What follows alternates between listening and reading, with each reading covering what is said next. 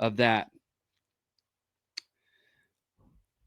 I've been called numerous times, or at least alleged, implied that I was anti-Semitic because I was questioning some of the tactics that the IDF has been using, why they're still doing some certain things in Gaza, also because of their attack on Iran, and then also questioning kind of the relationship of the United States and Israel as far as like mutually beneficial things of that nature.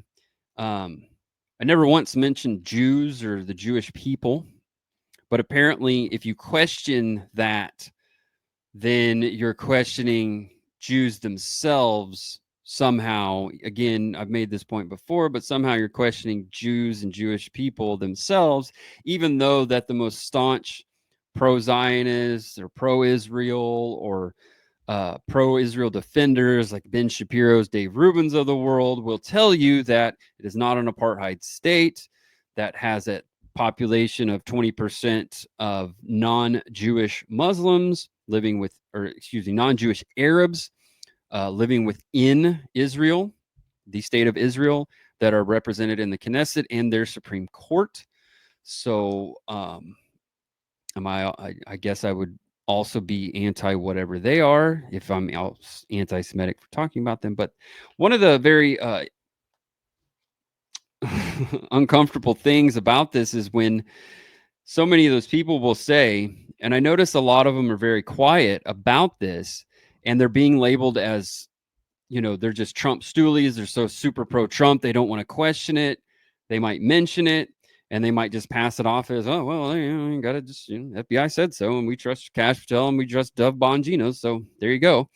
I think the more inconvenient truth about it is, or the more inconvenient allegation is that Mossad was involved, which means Israel's involved, which means, according to them, Jews were involved. Now, I don't agree with that. I agree that if Israel, or if Mossad's involved, then the government of Israel's involved, which also means that Benjamin Netanyahu, past leaders, were also involved, because remember, we go from 1994 through 2004 in our allegations, in our charges, but we're not arrested until 2019, which is also a weird thing that I probably should have pointed out earlier. So, was Israel involved in child trafficking, or Mossad on representing the government of Israel? So there's a lot of egg on the face of the super pro Israel can do no wrong crowd, or the Israel government, the IDF can do no wrong crowd. There's a lot of egg on their face right now, and they're trying to save face. So it's very, very weird. It's very inconvenient, and do not let those people off the hook